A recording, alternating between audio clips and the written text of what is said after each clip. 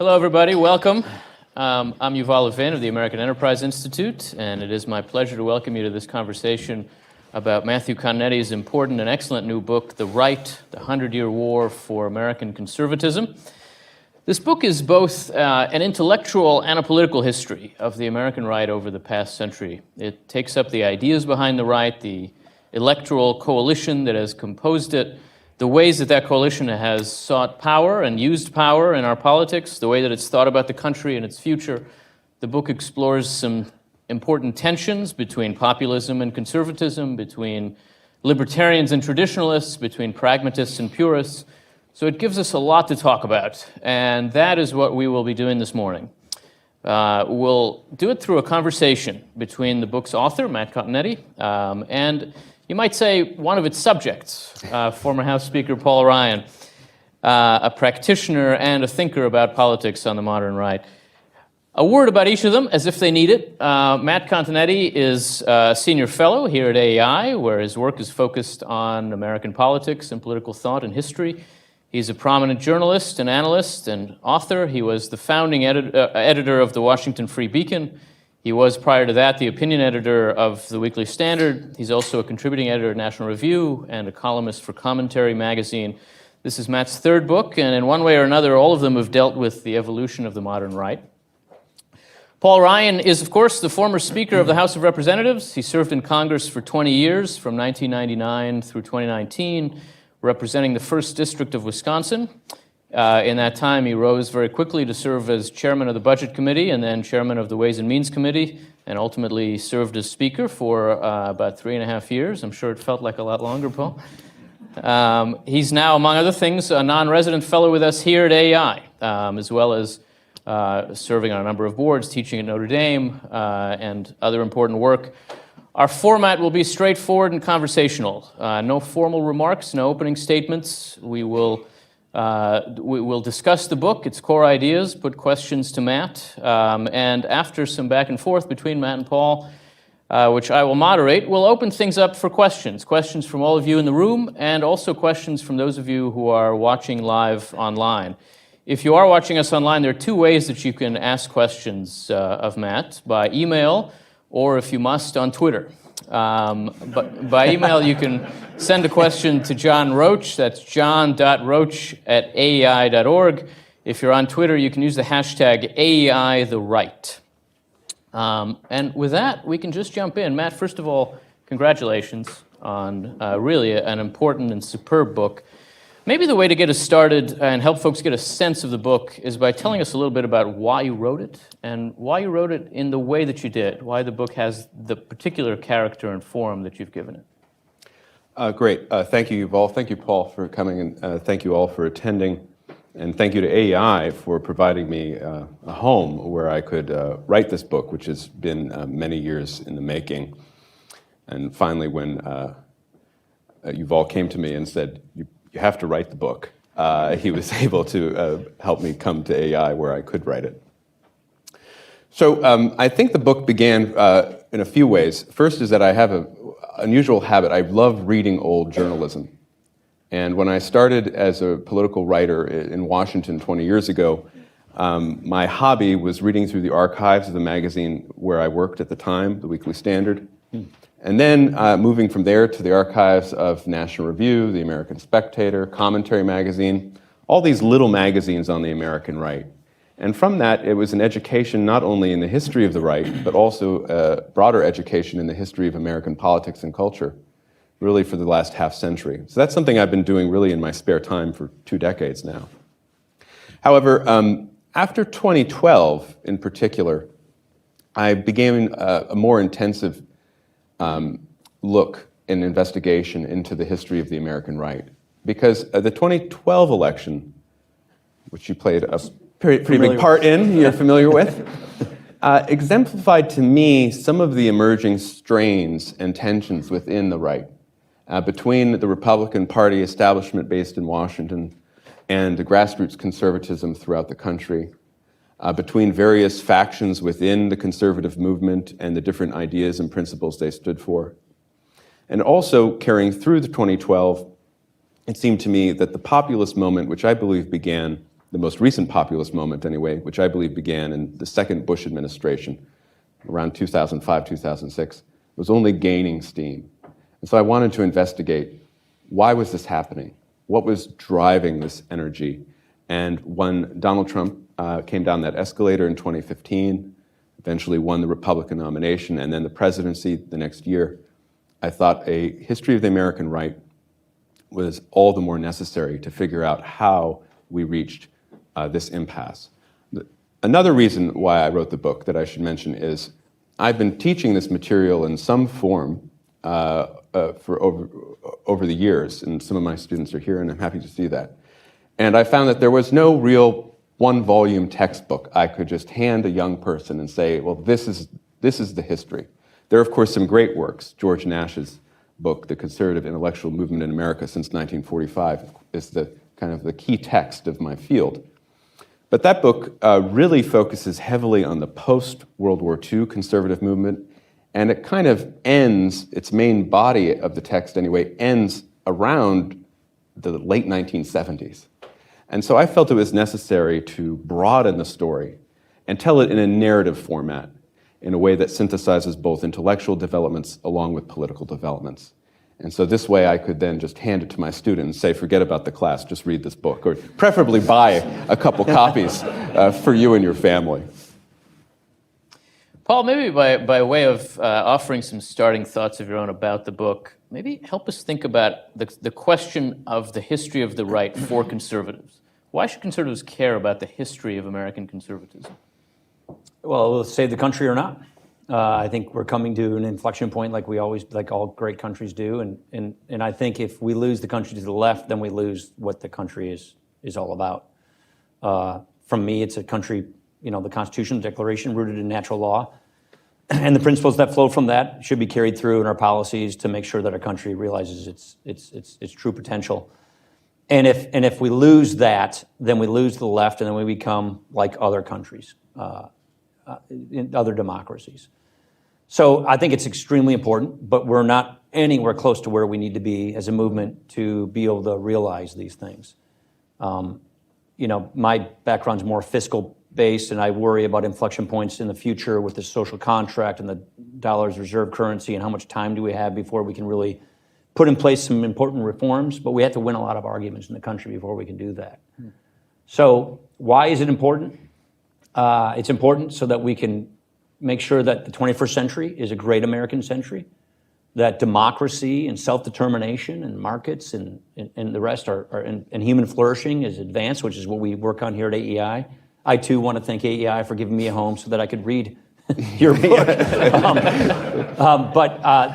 We were talking about this over here a second ago. When I came to age, I went to college from 88 to 92, so that kind of time. I came of political age in the Reagan moment. And I came into the conservative movement as a young person, as a think tanker, and then as a member inside a fight for the soul of the Republican Party, which was alive and well. Bill Clinton had just won, and you had a big churn within the conservative movement and different factions fighting one another. This is not new. This has happened from the beginning on. Your book is a perfect example of that. So for new young people who are shocked at this infighting, so to speak, of the conservative movement, this is what happens in movements. And until you actually have a big standard bearer, a Reagan-type person, you're going to have that kind of fighting. So we are where we've been before. Where we go, we don't yet know. But it's important that the conservative movement, in my opinion, becomes the majority movement in the country with respect to winning elections, so that we can effectuate policy, so that we can solve these big problems that are in front of us. Matt, it must be a challenge to decide where to start in a book like this. And you mentioned that George Nash's wonderful book really looks at American conservatism as a kind of post-World War II phenomenon. You don't do that, and you put a lot of emphasis on the pre-war right, the pre-New Deal right, and begin in the 1920s. Why? What is there to learn now from the right before the New Deal? Yeah, I think for a historian, the two hardest questions are where to begin and then what to leave out. And of course, those are the two things that everyone wants to talk about and criticize your book for once it's written. Why did I begin with Warren Harding's inauguration in the spring of 1921? Well, I thought that it was important to show the institutions that American conservatives saw themselves defending. If conservatism is the defense of inherited institutions, American conservatives are in an unusual place. The institutions we are meant to defend are the institutions created by the American founding, the Constitution, the principles of the Declaration of Independence, the political theory of the Federalist. But in 1932, many people on the right believed that a revolution had taken place in the nature of the American experiment, in the nature of the American government, and that they, the people on the right, were defending the inherited institutions of the Constitution against FDR and the New Deal. So I thought it was important to show how the conservatives came to define themselves in opposition to the New Deal. And prior to 1932, where progressivism would settle in the American political continuum was still very much up for grabs. Teddy Roosevelt aligned with the progressives, but of course he was a very successful Republican president. Woodrow Wilson aligned with progressives. He was a not so successful in some ways, not in others, Democratic president. It wasn't until the 1920s, with the Republican Party of Harding and Coolidge, that you saw the GOP align itself against progressivism and say that we're going to define ourselves as the party of Americanism, or as Harding famously put it, of normalcy. And the GOP of the 1920s was extraordinarily successful. But events, dear boy, events. The Great Depression delegitimized the GOP's claim to providing prosperity for the average American. World War II delegitimized the right's foreign policy of non-intervention in the eyes of the mainstream American electorate. And so conservatism there had to reconfigure itself for the post-World War II Cold War era. That part of the story hadn't really been told. It had been told in some places. Figures like Justin Raimondo, who was considered himself in the tradition of the old right, wrote a very good book on this subject. But I wanted to incorporate that story into the story of the post-war conservative movement and then carry it through Reagan and the most recent presidencies, including Donald Trump's. Mm-hmm. Paul, you know, in some ways, the kind of work that you were most engaged in, the efforts to reform our entitlement system and to think about the role of government are often depicted by the left as attempts to restore pre-New Deal America. Is there some truth to that? Is the American right still seeking some way to recover from an error made by FDR? No, you could make that argument maybe 20 years ago. I don't think that that's the case anymore. I think everyone has reconciled themselves with this, with what I guess I'd call the social contract. I think the country, and look, the founders gave us a system that was designed to reach political consensus. And when you do that, you do big things. It's one of the reasons why we're all enamored with the filibuster, even when, the issue cuts against us. So I don't think that that's the case anymore. Let's just take the social contract, which is health and retirement security. For the old age, for low income, you have consensus on the right and the left that this is something that government has an important role to play in. So then the question, if we agree with that, and I would argue most do agree on the right. If you agree with that, then the question is, let's move on with making sure that that's the case. And then you have a fight about left and right, about whether markets, whether choice, whether individualism is involved in this, or if you're a progressive, you see it as a way of extending government's reach into people's lives, extending progressivism. So I do think the right has reconciled itself with the social contract, which was basically erected in that period between New Deal and Great Society. And now it's a question, this is what our budgets were all about, which was not to repeal these things, but to rework these programs so that they were actually, so that they work in the 21st century, didn't create a debt crisis, didn't bankrupt the country, and used markets and choice and competition as a means of delivering on these goals without hamstringing the country, slowing down growth, creating a reserve currency run and bankrupting the country. So I think we're there. And populism. Look, Trump, I mean, I think you wrote about this one. He and I fought about Medicare and entitlement reform all the time.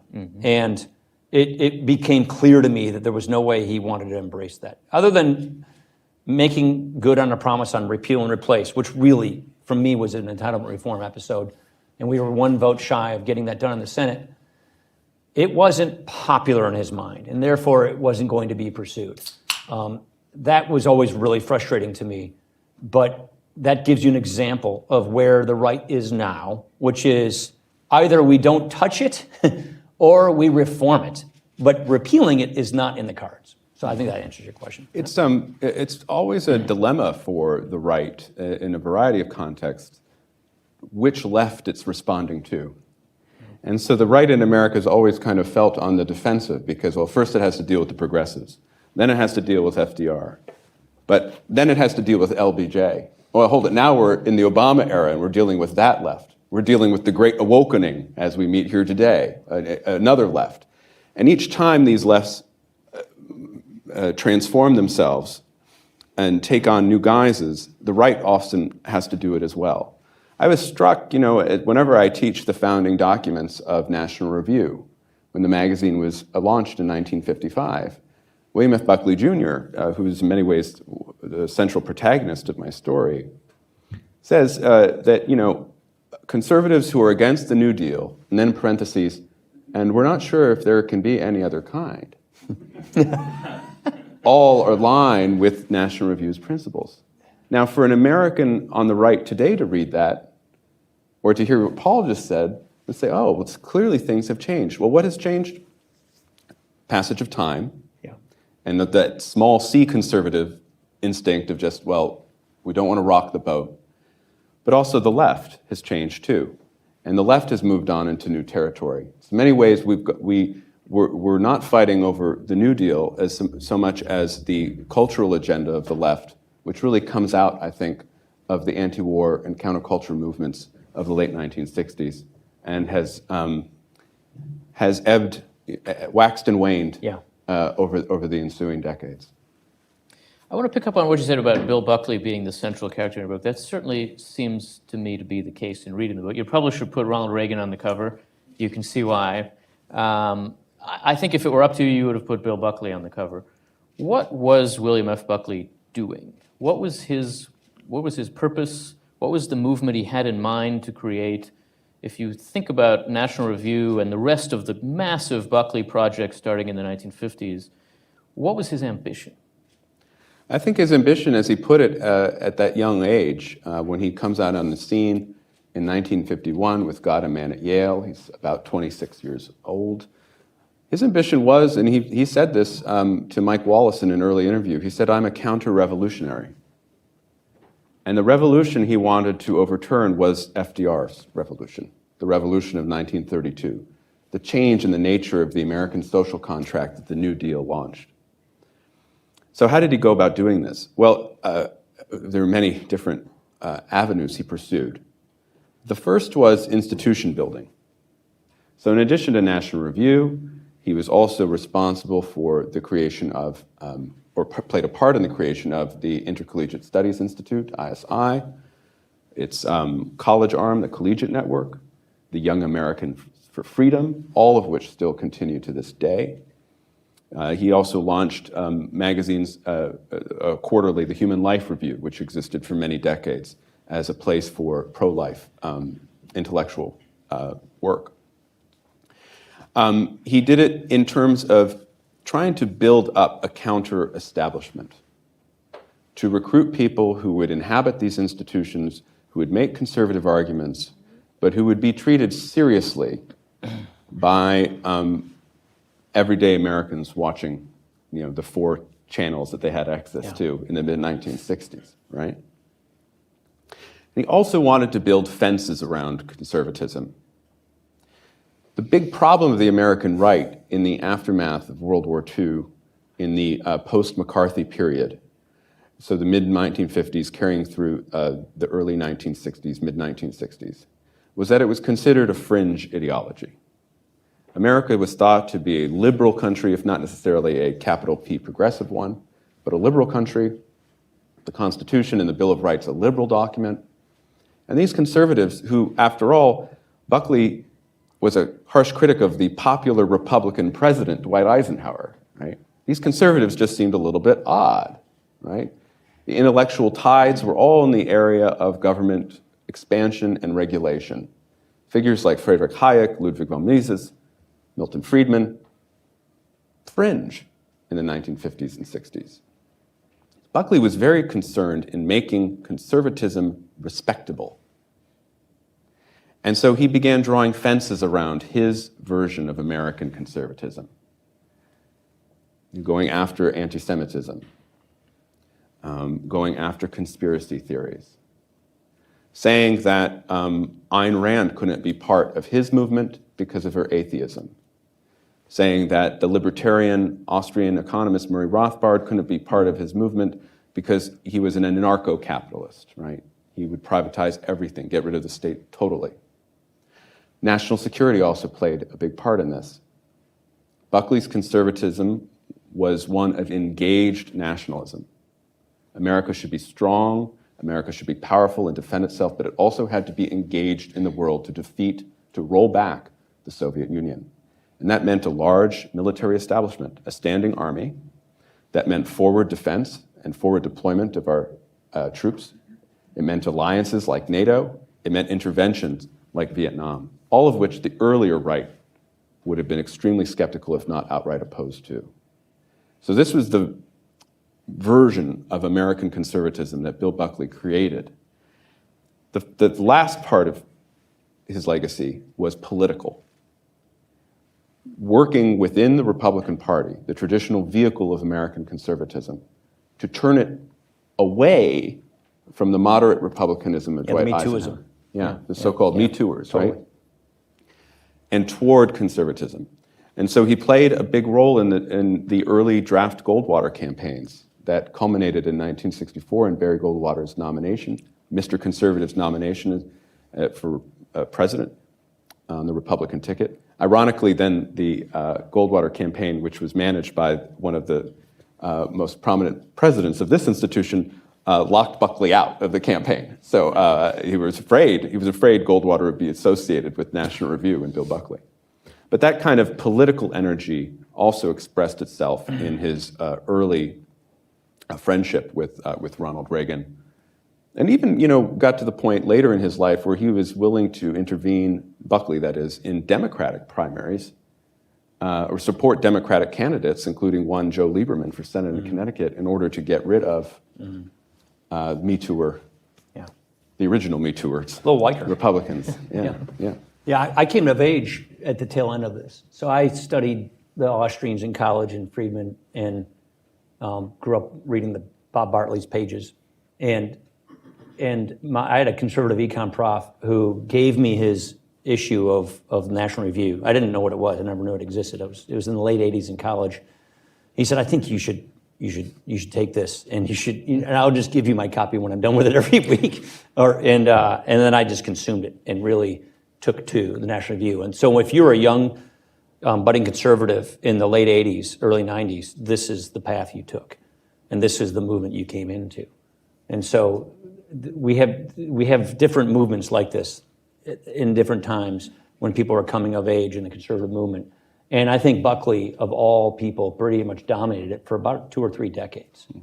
The conservative ecosystem. And nevertheless, you still had a bunch of people, John Birchers and others there was a big fight, but he was the center of gravity. And I think if you didn't put Reagan on the cover of this, exactly, you shouldn't put Buckley. I would say, too, in all the debates we're having at the moment over the new American right, which is, if you go by my book, the third new right we've had over the last 100 years, I think there's great energy being devoted to building up an infrastructure that can compete with the conservative infrastructure that Bill Buckley began creating in the 1950s and 60s, and then the early neoconservatives helped build throughout the 70s and 1980s and 1980s, 1990s.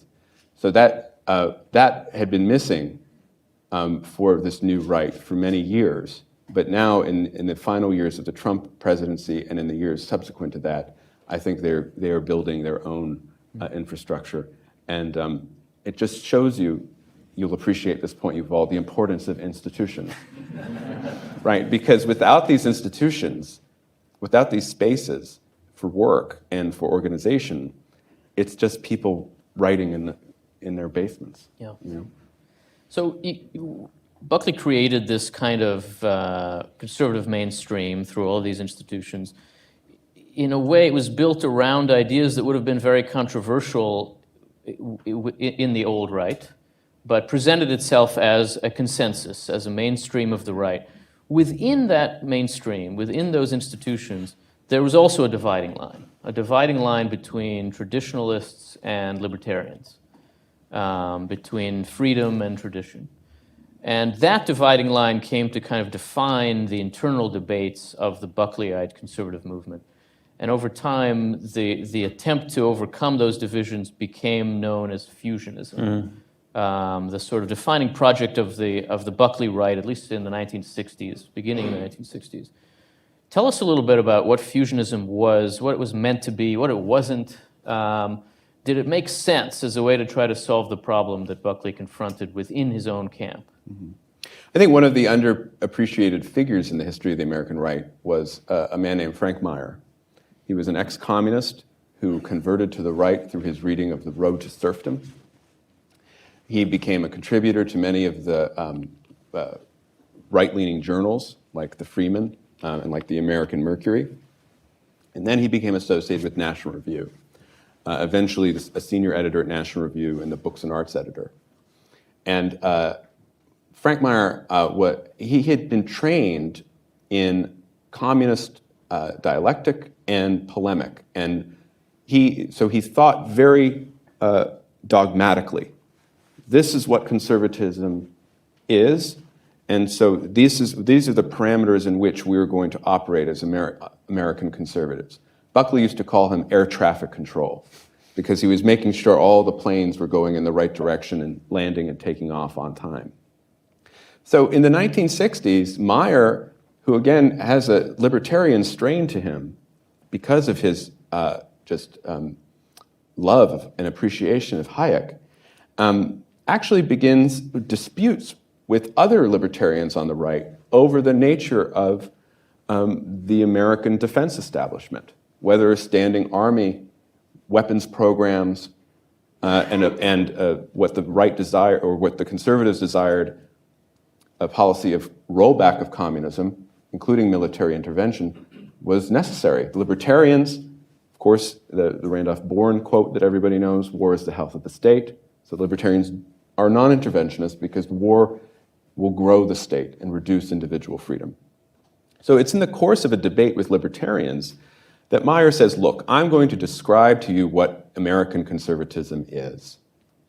And what American conservatism is, tracing back to the American founding, is a synthesis of individual liberty and traditional values, what we would call traditional values, but moral order. And because the American founding took place before the great ruptures of the 19th century, before the French Revolution in 1789, Americans have been able to synthesize these two principles, freedom and virtue, liberty and order. Well, so he writes this essay, it's called The Twisted Tree of Liberty. It's a great essay. And his best friend, Brent Bozell Jr., who is Bill Buckley's brother-in-law and another senior editor at National Review, and who is moving toward a very devout traditionalist Catholicism at this time.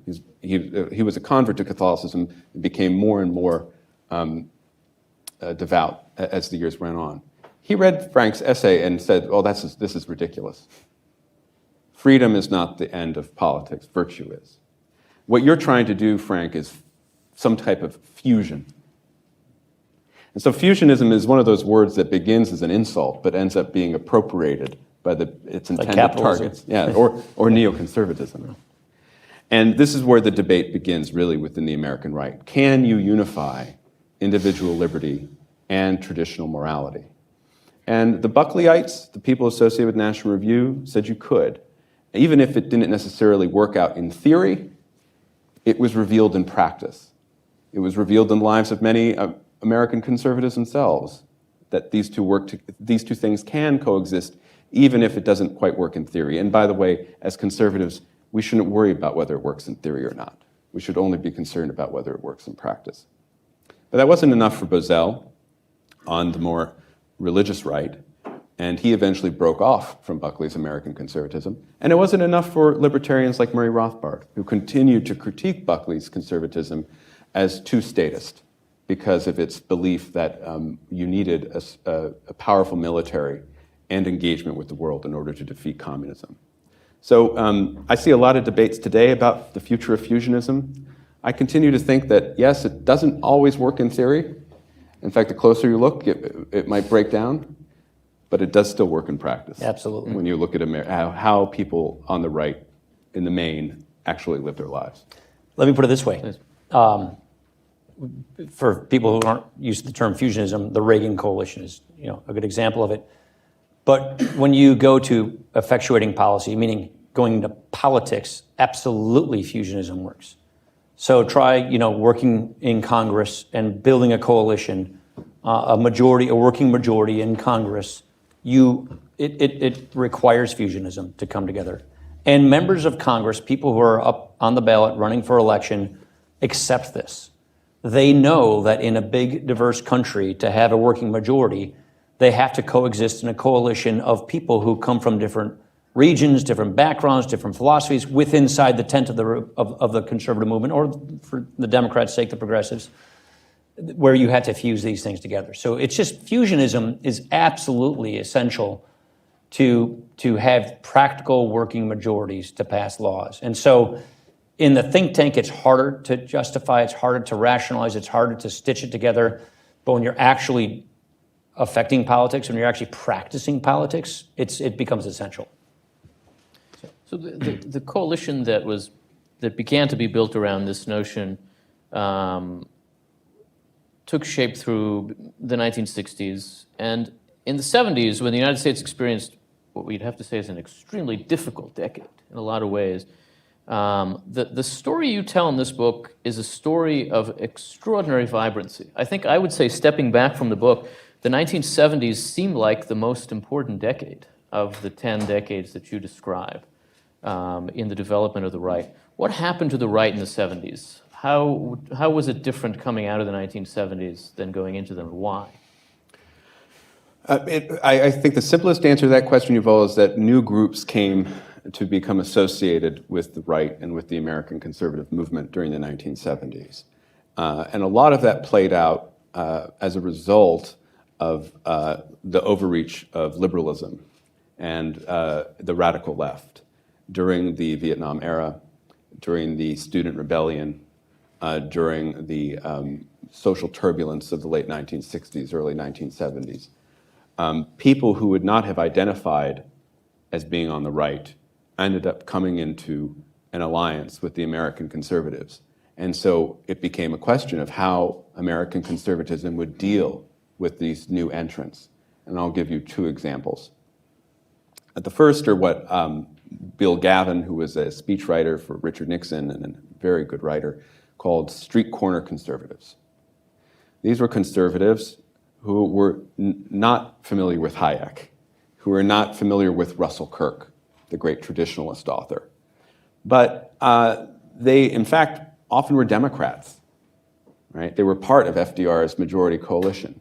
And yet in the late 1960s and early 1970s, they looked on their television screens and read their newspapers and said, what is happening to my country, right? Rising crime, rising drug abuse, dissolving families, Democratic Party racked by an argument over Vietnam and the new rights revolutions that are taking place. And so they begin moving into the Republican column. And they come to be known as the hard hats, because they tend to be blue collar. They tend to be not having attained a college degree. So the hard hats enter this Republican coalition, and they're critical to Richard Nixon's landslide win in 1972. And they become part of the right over the years. They're the Reagan Democrats. They swerve toward Perot in 1992, but Newt Gingrich brings them back in 94. their descendants anyway, are the Trump silent majority or forgotten man, right? There's another group as well that comes into the right in the 1970s, and those are the neoconservatives. These were liberal anti-communists. They were Democrats who, for the same reasons as the hard hats, found themselves out of sync with their allies on the left and with the Democratic Party. Not all of them make the migration to the Republican Party in the 1970s, when Irving Kristol endorses Richard Nixon in 1972. It's a scandal, and many of his fellow neoconservatives don't actually make the jump to the Republican Party until well into the 1980s. Right? But these neoconservative intellectuals, who are often well-positioned within the liberal establishment, now are migrating to the right. And so the National Review conservatives have to decide, how do these neocons fit into the picture? And I've always remembered the moment I read during my research an editorial in the spring of 1971 in National Review responding to essays in Commentary magazine that were clearly indicative of the editor of Commentary at that time, Norman Podhoretz, moving to the right. And the title of this editorial was, "Come on in, the water's fine." Right? So welcoming them in, right? Bringing the neocons in.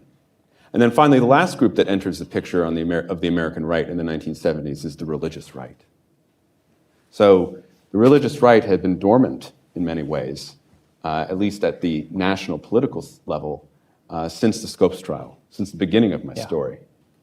But it's because of federal decisions and judicial rulings in the 1970s, and also because of disappointment in the presidency of Jimmy Carter, that you see evangelical and fundamentalist Christians move en masse from the Democratic Party into the Republican column, the vehicle for that being the moral majority in 1980.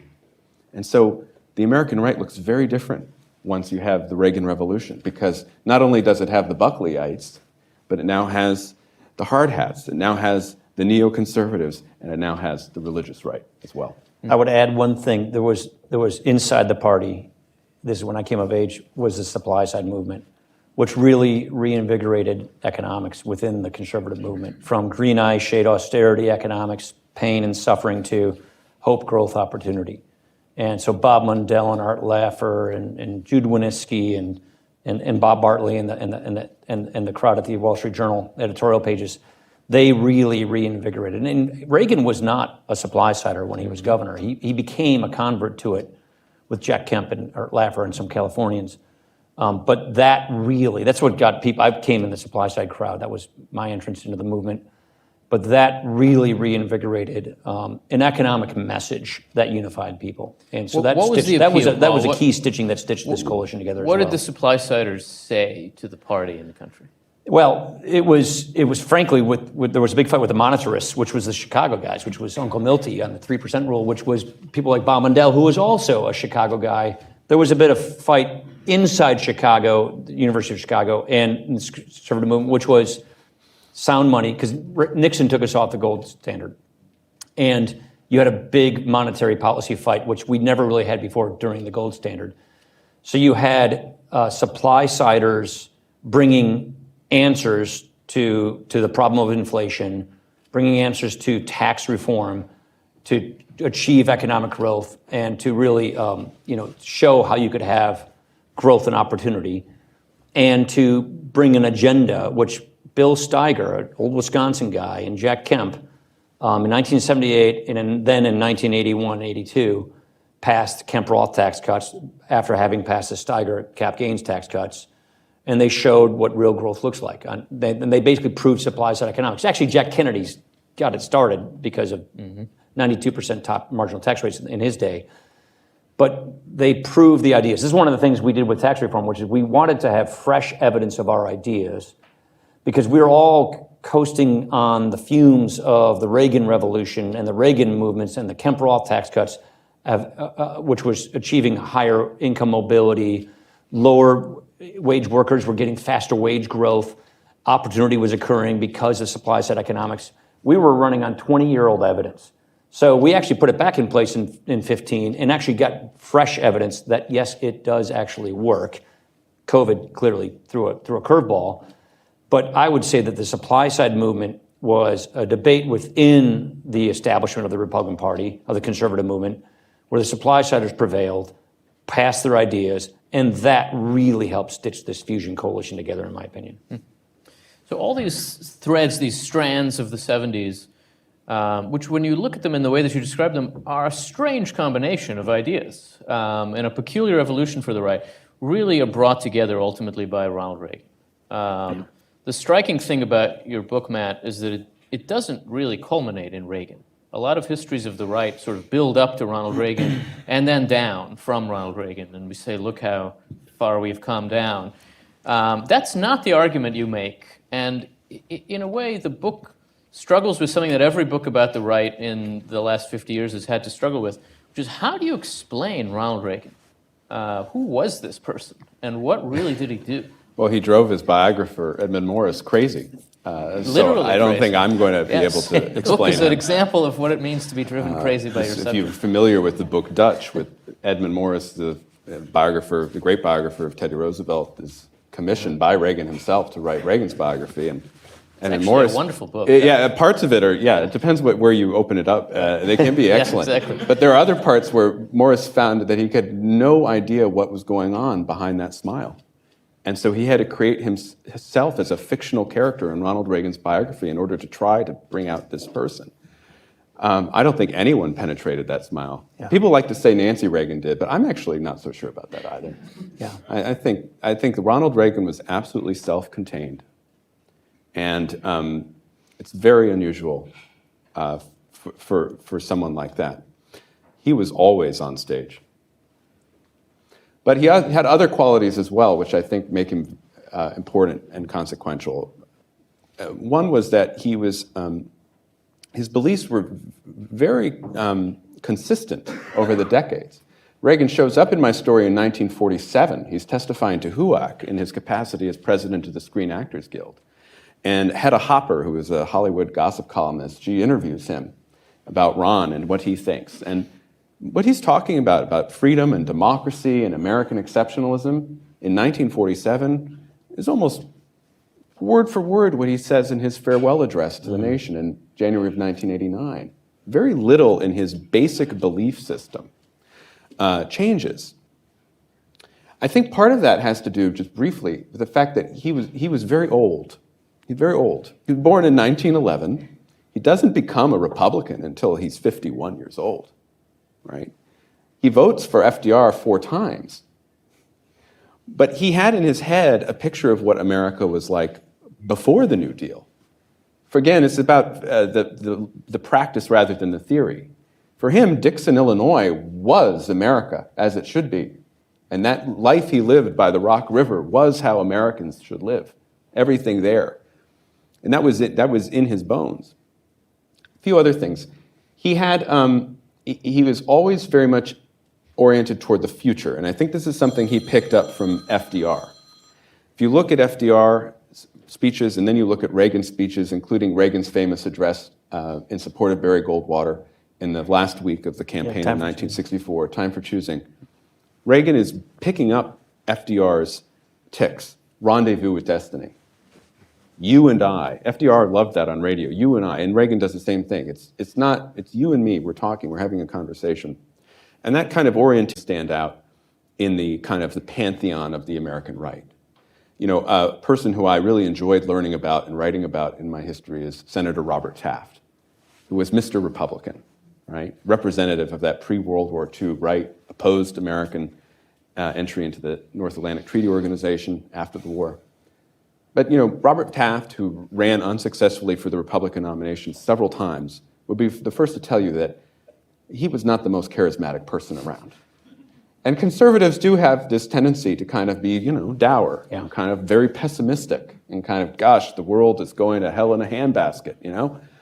But that wasn't Ronald Reagan. Nothing fazed him. And so this, too, made him unusual. And it also made him, I think, appealing to parts of the electorate that typically when they hear the word conservative or American right, they flinch. I think ogre. Yeah, Neanderthal, caveman. Yeah. But then here comes Ronald Reagan, and with this quip and a smile, and that, with the movie star hair and that baritone, and people are like, oh, that's not what I think of when I think conservative. And all of these qualities made him such an extraordinary figure and consequential president, who, however, may have been the exception in the history of the American right and not the rule. Yeah. Mm-hmm. I live on the Rock River, about 80 miles upstream from Dixon now. And the reason I mention that is because for us, where I came from, this guy downriver just became president of the United States. This is amazing. And it brought people into looking at, I come from an Irish Catholic family that was a Jack Kennedy, family. It was the entree into, let's see what this is all about. That's where a lot of people from my family, where I came from in Janesville, Wisconsin, he was an entry into conservatism. And because he had such a great face, he had such a great way about him that he was inviting people who never looked at it before to actually look at it. So that's why he was such an amazing intersection in time. And that's why the fusion that occurred, the Reagan coalition, really came together because of a unique personality. And that is extremely rare. And you had that in Buckley, too. So with Reagan's departure in 1989, then, of course, his post-presidency is cut short because of his Alzheimer's diagnosis in 1994. And then with Buckley's kind of lengthy retirement, Buckley really stretched out his retirement. First, he retired from public speaking, and then he retired from the board of National Review, and the one thing he never retired from was his syndicated column. Yeah. He was writing it the day he died. Yep. With the departure of Reagan and Buckley, you lose these ecumenical figures who almost every part of the right, and certainly every faction within American conservatism and the conservative movement saw as unifying. Without figures like that, then the fractiousness and conflictual nature of the American right comes to the fore. Paul, you entered the political world, you got to Washington right after Reagan. Where did the right think it was headed after Reagan? We were in a big fight. I was at a think tank called Empower America, founded by Gene Kirkpatrick, Bill Bennett, and Jack Kemp. There's the fusion right there. They were basically the titular heads of the three different movements, working with people at Project for American Future, Cass, Tell, Crystal, and those guys, all products of Irving Kristol. And so I'd never really thought of myself as a neocon as much as I thought of myself as a supply sider, frankly. Didn't spend a lot of time in foreign policy in those days. And we were fighting the paleocons at the time, which was Pat Buchanan, a little bit of Perot. And it was funny, I read from college on the National Review, but it was Brimlow, Sullivan, and guys like that over the National Review fighting. It wasn't Weekly Standard yet, but it was I think it was Project for American Future, was that what it was called? Mm-hmm. So you had what were the neocons fighting the paleocons, and then some other groups in there. Point being, when the Reagan era ended with the defeat of H.W. Bush by Clinton, a ton of soul searching was going on, and the conservative movement turned inward and shot at each other. And not until a standard bearer emerged, meaning a nominee, in this case it was W, who won. And he worked on the compassionate conservatism that never really took hold, I would say. It never really replaced a solid fusion because of circumstances, wars and the rest. I won't get into it all. Mm-hmm. But in the post-Reagan era in '92 when Clinton won, we were in an internal struggle in the conservative movement for the future of the conservative movement. And I think we still are, frankly. I think we've had pauses. We've won some White Houses, but we've never settled into a posture of a majoritarian center-right movement that is capable of racking up consistent majorities, presidencies, and putting in place a governing agenda for the 21st century. And that churn is still underway. And right now it's dominated by Trump, which is not, it's populism, just pure rank, untethered to principle populism. Mm-hmm. Cult of personality populism, which is really not an agenda, it's a theory, it's a person. So I think when we're still in this churn, and I think underneath that is the kind of fight we had in the early 90s, is the kind of fight we're having right now, but with digital. Matt, how do you think about that churn? In a way, your book describes the post-Reagan right as very similar and continuous with the pre-Reagan right. And Reagan is a kind of exception. But there's a way in which, as Paul says, populism rose to the forefront in the 1990s on the right. We don't think of the 90s that way now, but it was a time when the populism that had been held in abeyance in some ways really became the face of the right in response to Clinton and otherwise. How do you think about the post-Reagan years? Well, one of the big themes of my book is this relationship between conservatism and populism. And the irony that oftentimes the only way conservatives get into power is through populist politics, which conservatives like Buckley and Meyer, who I've mentioned, were often ambivalent and kind of conflicted about. But this is clearly evident in the Reagan election, with populism being one of the driving forces of Reagan's rise. But Reagan able to synthesize populism with the supply side agenda, with the interests of the religious right, with the tax cutting, with the defense buildup, all the various factions of the American right as well. With his departure from the scene, this argument begins anew. I've always thought it was very interesting. The 1988 GOP primary was in many ways a missed opportunity, because you had a moment there where the Republican Party could have been forced to choose between Jack Kemp, your old boss, and Buchanan. Pat doesn't run for president in 1988. He waits until 1992 because he recognizes, smartly, that Reagan's successor is probably going to be George H.W. Bush, who is not a Reaganite. No. Who is an establishment Republican.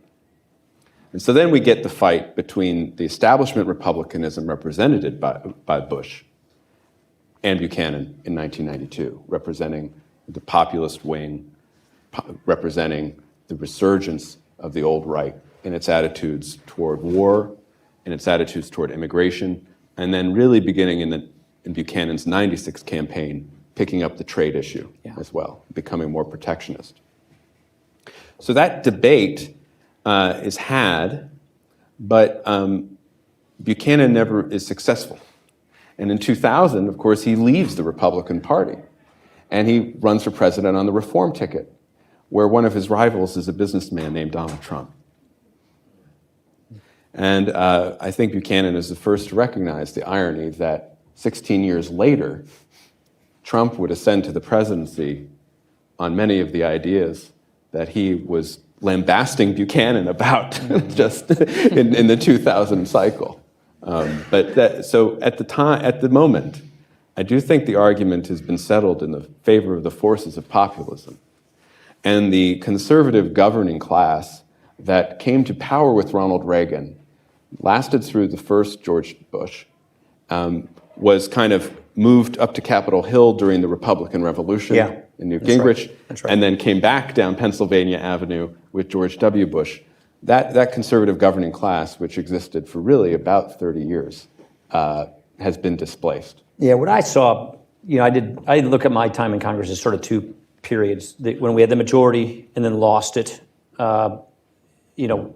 when Obama came in, and then we got it back. And I saw this book I haven't seen in years out there, Young Guns. When I was outvoted 2-3 on that name. But our goal with that plan was to go out and recruit members of Congress who were willing to take tough votes. Because what had happened to our majority was we got fat and lazy. They ended up recruiting, the local county executive or state senator who was the next guy in line, who just wanted to earmark their way to staying in office. And so our movement got intellectually lazy. We got fat and happy. We did earmarks, and it was kind of ugly. And those of us who were sort of young upstarts in those days in the House were just really, did not like that. We lose our majority. Many of us argued we deserved to lose our majority. This is 6. And then we went out and recruited people that we thought, and it proved true, we thought would be willing to take tough votes. And we were excited about the Tea Party movement. So I remember talking with the Kochs and a bunch of people in the movement in those days, which is the Tea Party movement was our chance to get supply side 2.0.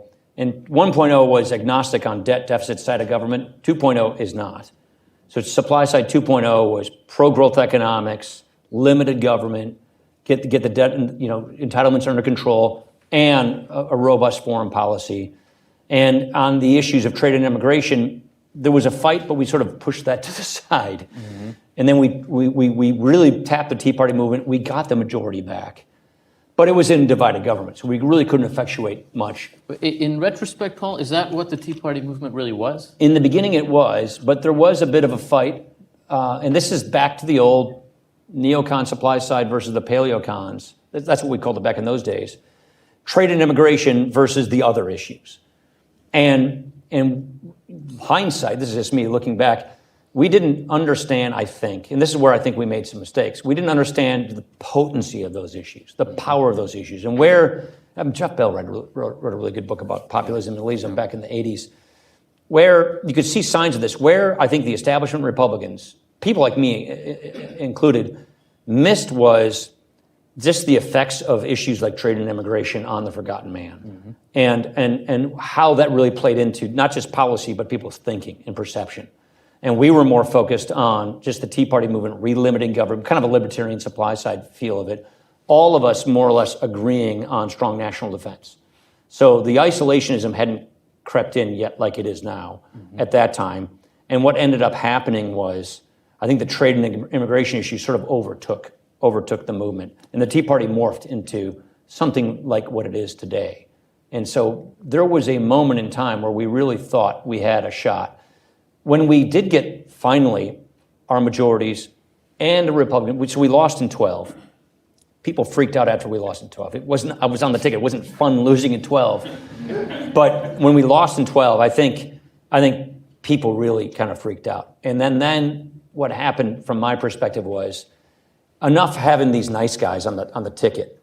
No more nice guys. Let's just send a velociraptor. Let's just send an apex predator on the ticket to just throw hand grenades. And so the entertainment wing of our party with the digital age, with cable, rose at the same time. And so I think the entertainers sort of replaced the think tank type people, replaced sort of the intellectual Buckleyites. And the country in a reactionary movement against a progressive reactionary, Barack Obama, threw the best entertainer, the best bomb thrower you could. Ted finished second in the race, and he was the inside entertainer in Congress. Donald Trump was the greatest bomb thrower you could find, and they threw Donald Trump at it, and he won. And remember, Ben Carson was kind of he won. He was leading Trump for about a month or so. Yep. It was a rotating lead, but it was all outsiders. All outsiders. And this, I think, testifies to the importance of the 2012 election. Yeah. I think we would be in the beginning of your first term as president had that gone a different way. And so the world would be a very different place. But I totally agree with what Paul's saying, is that 2012 was a hinge in the sense that I think many people on the right had internalized the idea that because of American exceptionalism, Barack Obama had to be a parenthesis. Barack Obama had to be Jimmy Carter reborn, and he could only be one term because he was so interested in moving America in a direction where it had not gone for many years. As he said, his ambition was to be the progressive Reagan, to be just as consequential, to change politics in just a similar way. And so the right, I think, really believed that this was, as Senator DeMint put it, I think, going to be Waterloo. This is the battle, right? And when the election is called for Obama on election night 2012, so early in the evening, right, by the 11 o'clock news, I think many people on the right were just stunned. Try being on the ticket. I can imagine. I can imagine. And that made them say, all right, if we're reaching this point where the the electoral inputs, we elect Scott Brown in Massachusetts, but Obama does Obamacare anyway, right? We have the Tea Party Congress, but they're not able to do anything. Then in 2014, we get a Republican wave again, and that captures the Senate. And after the election in 2014, Obama says, "Oh yeah, I heard the people who voted the Republicans in Congress, but you know what? I also hear all the people who voted for Democrats, and I hear the people who didn't vote at all, and I'm going to govern for those people." Right?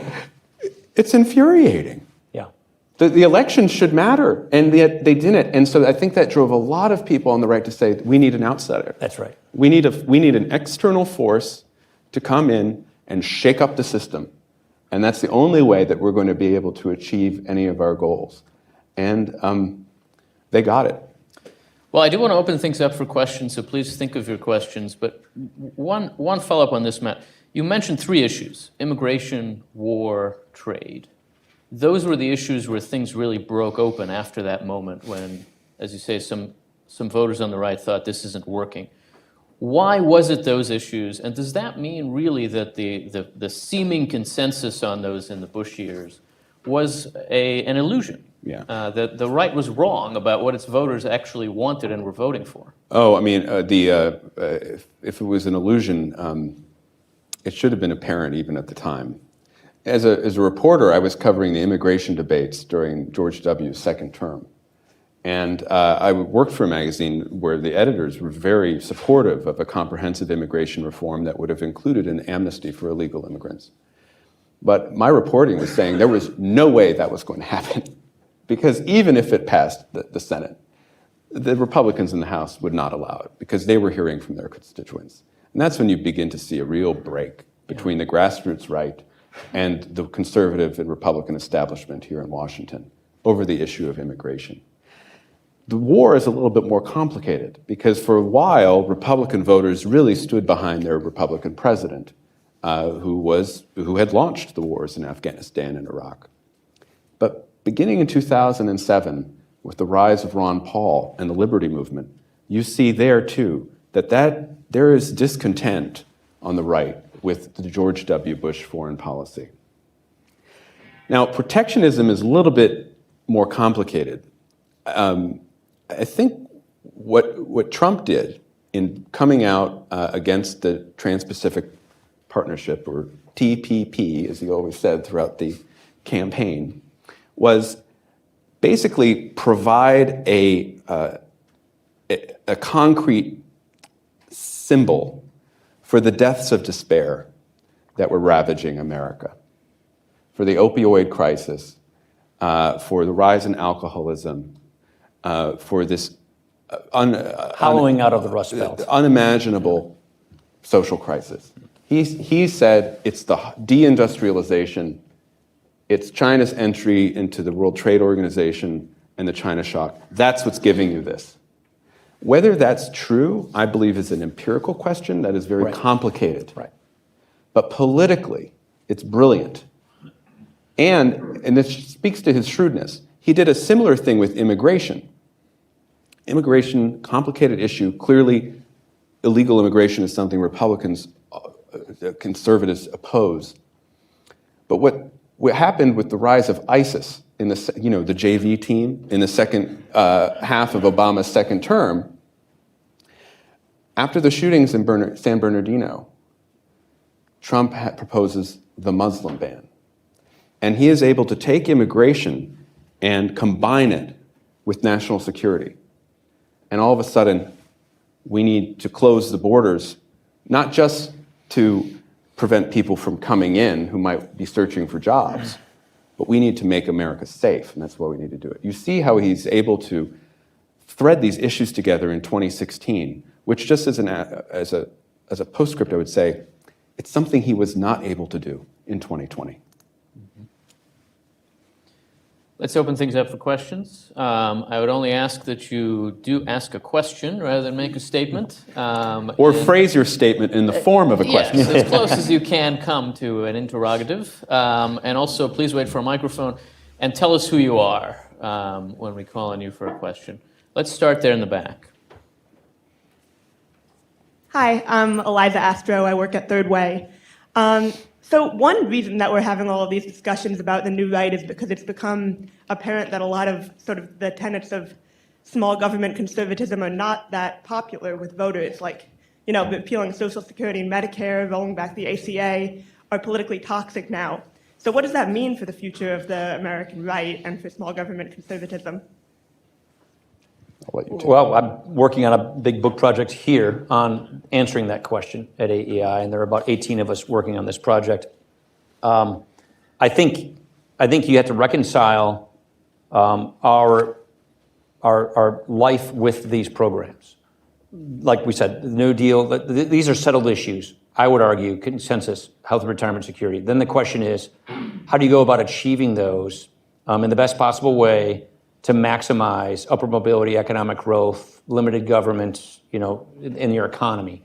And so once we get over the fact that these programs exist and we have a social contract that we all agree should exist, then let's get on to the task of repairing them from bankruptcy and making them perform the best.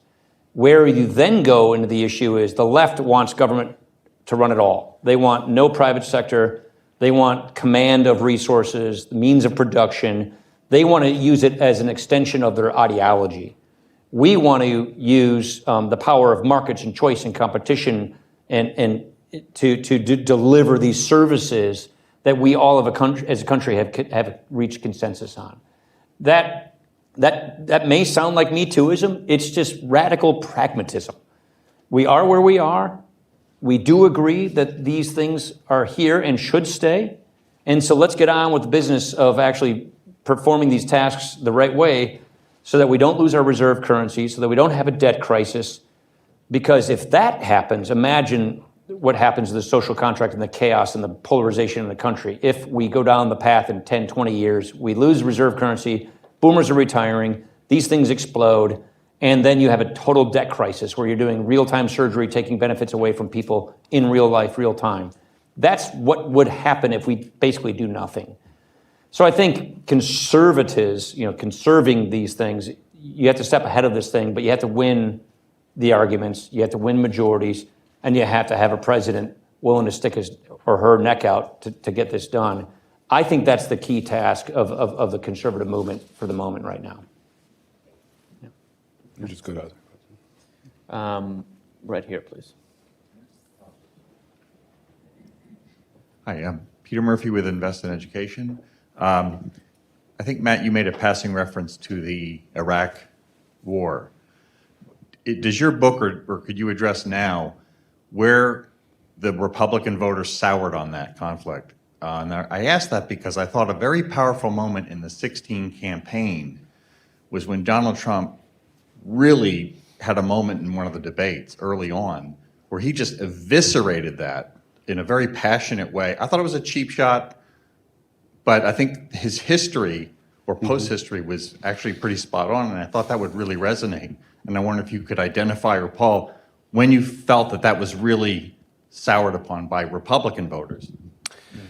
Yeah, it's a complicated question because I think public opinion really began turning against the war after the bombing of the mosque in Samarra in February of 2006 and kind of the onset of civil war in Iraq and ethnic cleansing, and where the war really began spinning out of control. And public opinion was also very ambivalent about the surge policy in Iraq, sending more troops and changing our strategy there.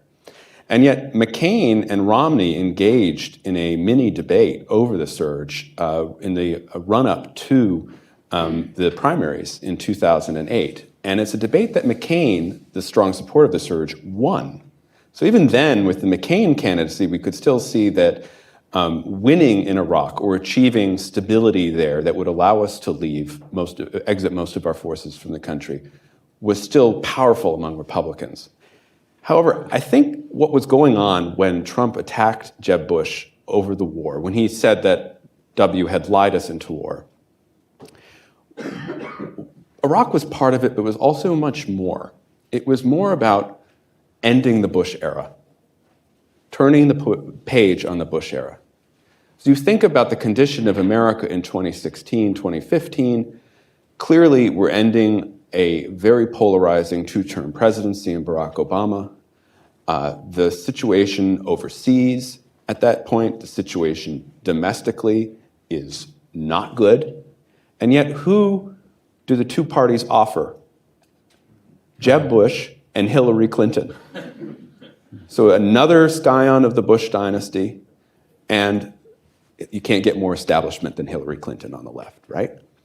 So Trump there is kind of, he's basically saying Bush is over because there was disappointment in the Iraq War. There is still huge discontent and opposition to comprehensive immigration reform, which of course Jeb Bush had written a book about right prior to his run, and the economic legacy of the Bush presidency, which ended with the global financial crisis and the Great Recession, was also in the back of voters' heads, Republican primary voters' heads. So I think that played a part.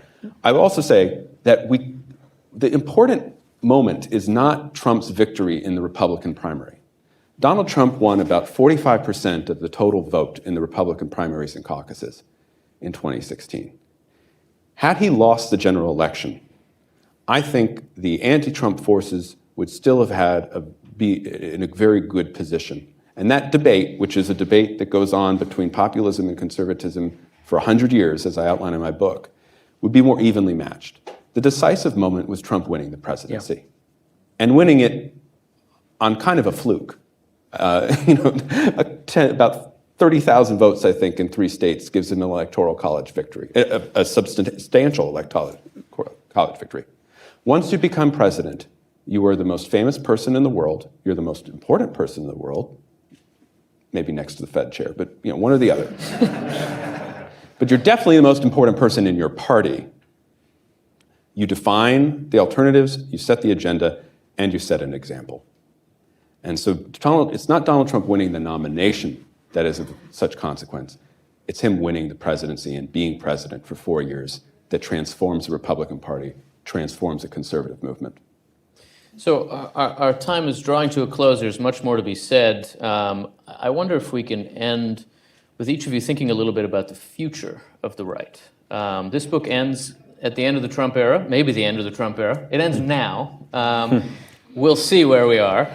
So where are we? Well, how do you think, based on your thinking about the past 100 years of the American right, how do you think about where the right is headed, where the rising generation on the right is looking to? What does the future look like, Matt?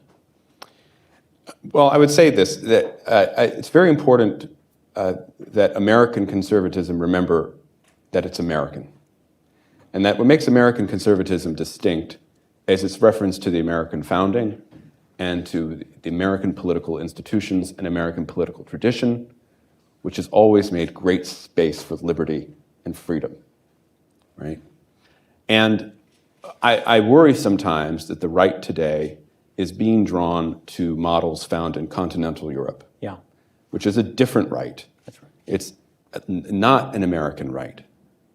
And even though I think that the terrain of our politics has shifted from an argument over the size and scope of government to an argument over the size and scope of the left's cultural power, and public policy may be leveraged to diminish the left's cultural power, if we forget the Americanness of American conservatism, then the right will be something very different than it's been for the 100 years I write about. Also, I would add, it will not be able to sustain a political coalition that will attract non-political, everyday Americans in living their lives who are looking for substantive answers to some of these concrete policy challenges. I didn't become a radical institutionalist until I had become Speaker of the House, because I just didn't put a lot of thought into the institutions, because I was busy formulating policies as committee chairs. Then when I ran, the legislative branch, I became a strong institutionalist for what you just said, basically, which is we had to have a conservative movement that is tethered to principles, that is uniquely American. I think the blood and soil nationalists, which is this European flavor of populism that's here in the right, disregards the uniqueness of the American idea of a country based on natural law. And there are reasons for that. I won't get into all of that, but to me, it's extremely important that the conservative movement rededicate itself to these critical institutions that are dedicated to these founding principles, so that you have a core standard on which you operate, And then it's a movement that can have great debates on policy matters within the sphere of these principles. And we won't get to that point until you have a party or a movement that is capable of having a strong, vibrant debate, not dominated by just one personality. And so this kind of populism is one that's not tethered to principles. We can get to a populism, and I think we will, that is tethered to principles, that has a vibrant debate. And the way I look at it, just from, frankly, an economics and a numbers standpoint, the trajectory of things and great power competition with China and technology and on, we don't have a whole lot of time to get it right. But I do believe the country is yearning for this. It is still a center-right country. So the question is, can we put together a movement that can move and can accommodate and can accept different factions in a new fusion that is a center-right fusion that has men and women capable of carrying that torch and standard, multiple, not just one, so that we can win elections, effectuate change, dodge bullets, meaning existential problems in this country, and get us back on track and have a great 21st century American century. I think we can, but we're not there now, and we've got to go through some few cycles to get there, I think. Well, that is a note to end on, and we will end there. The book is The Right, The 100-Year War for American Conservatism. Let's thank Matthew Continetti and Paul Ryan. And thanks for writing it. Thanks for writing it.